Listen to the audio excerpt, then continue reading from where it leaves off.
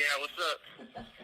So, you mentioned earlier during your conversation about changing your life around, you mentioned something about maturity, right?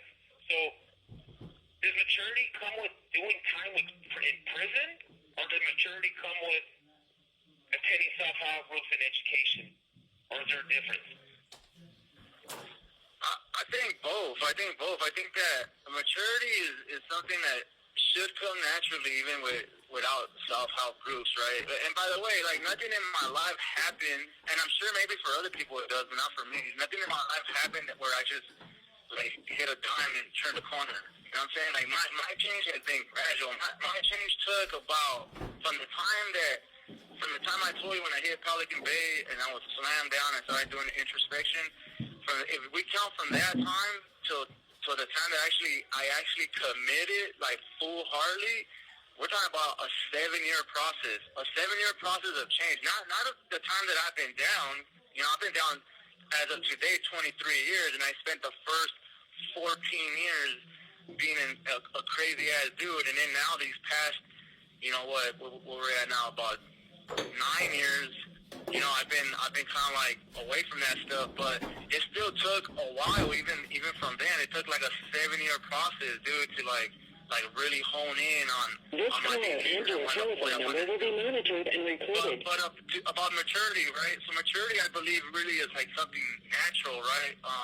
Regardless of where you're at. So, for example, when I was in Pelican Bay, I didn't have no self-help groups at all. So I took it upon myself to like start doing like introspection, meaning like I started trying to self-analyze myself, like who I was, what got me here, why did I do the things that I did, and I started like trying to get answers just on my own. You know, I had no self-help, I had no education, and that's how I started. But once I decided that this is what I want to do, that I want to change my life, then I started getting resources to those type of things, and obviously that helped me mature as well. But I think the maturity began before getting to self-help and those things. They've just like advanced it. They've elevated the maturity, if that makes sense. Nice. Okay, Mr. Bryand, I think it's important for us to start. I think it's important for us to start from the beginning of your life, if you don't mind. So that way we can gain some more perspective on why you became that person who took the life of the individual. Your telephone number will be monitored and recorded. Yeah, we can do that. Okay, so since we're going to start from the beginning, because I'm sure people see you as this, oh, you're a criminal, you're a killer, you deserve to be out, you deserve to be punished, you deserve the max sentence, and I'm sure you feel different about you being released to society. You feel like you deserve a second chance. So I think to give the followers a little more perspective, let's start from the beginning. So let's start with the childhood, Mr. Bryand. Where were you born? Stuff like that, your parents, etc. All right. Well, before we do start, I do want to say something. I want to say that I don't have like this stance that hey, I deserve a second chance. Like hey, you know, I made a mistake. Like I don't have that stance. I don't know if that's the way it comes off sometimes when I talk, but I don't. Like I know that by the grace of God that I'm like that we have the laws that we have, and I'm just a human being, and like the other human being that I took his life. His life was equal value to mine. And again, the fact that I'm still here and I'm alive, it's unfair. It's unfair to him. It's unfair to his family. But I'm not here like trying to say, hey, you know what? I deserve a second chance. Like I don't deserve nothing. Like straight up, I don't deserve nothing. But I'm just trying to make the best of what I got. And I believe the best of what I could do in my life now has a lot more than living my life out in prison. Like I believe that I can honor that person's life so much more by me transforming my own life and doing something with my life beyond prison. That doesn't mean that, hey, I deserve a second chance at all. If it happens, it happens. I'm good. I just know that I'm done with all that crap, and I'm just trying to help humanity get to the point where we need to be. And I just want to be part of that, like that help of people that we're just trying to help the next guy that's maybe growing up like me. So perfect segue, this is the way I grew up.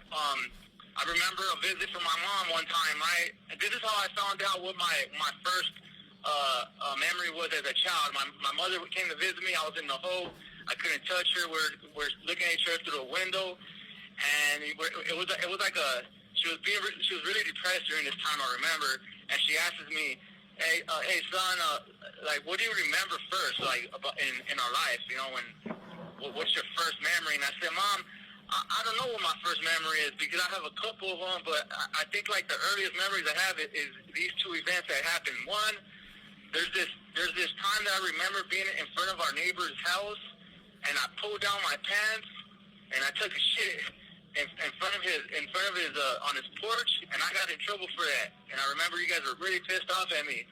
And then there's another memory I have where I'm standing next to you, and my brother's in your arms because he's got to be about, I don't know, about 18, 19 months, and I'm about, I don't know, about 2.5, maybe 3 years old. And I remember standing next to you, and my father was in front of you, and you guys were arguing, and then my father just strikes you in the face, boom, and instantly, like, I look up, and I felt like the warm splash of blood hitting my face. And my mom took off running, and she grabbed me by my arm, and she ran down the street, because just coincidentally, like, about a block away, there was, like, this small clinic, and so she was trying to seek medical attention, and I just remember, like, being in shock and having blood on my own face, not really understanding what happened, you know, so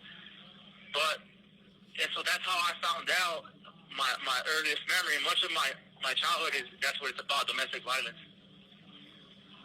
So, Mr. Baraza, you mentioned about your parents, about witnessing a violent encounter with your parents for the first time. How did that affect you in that moment? Were you scared? Well, I mean, obviously I was scared, right? I was shocked. I was a young child. You know, now I know that, like, from my education, that people do either one or two things. They're going to remember those type of memories vividly, because trauma is a traumatic event, or you're going to block it out. You're going to repress it, and you're not going to remember it, right? And it lives in your, like, subconscious mind, right? But for me, I'm like one of those people that I remember a lot of shit. Like I could tell you so many crazy stories about domestic violence in my life. So how it affected me was this. Like, definitely I could remember how I felt. Like, I remember to this day. Like, I still get emotional, like, just even talking about it. Like, I'm getting emotional right now when I'm talking about it. I remember, like, being, like, in fear. I remember, like, trying to keep up with my mother, being scared for her, not knowing what to do.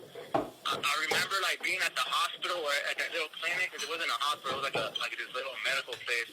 I remember, like, they couldn't get away from her because I was a small child, so, like, I had to go with her for her to get you know, like, medical services, and I seen everything that they were doing to her. Like, they're putting, like, a tube up her nose and stuff, and I remember that stuff vividly. Like, it's crazy. I remember being super sad that night. I remember experiencing my mother's pain.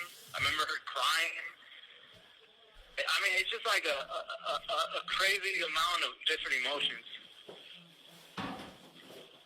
So, Mr. Bryant, did your parents, your mom or dad, did they ever abuse you physically or emotionally? Well, I mean, definitely, but here, how am I going to say this? When my father, right, my father was an asshole, right? He was a drug addict, he was an alcoholic. He beat me, you know, so that, I mean, obviously, I'm trying to find the right words here. Like, anytime that adults do things in front of their children, it's abuse. So, like, it's not even about, I can tell you so much shit, right? Like, as far as, like, my father hated me.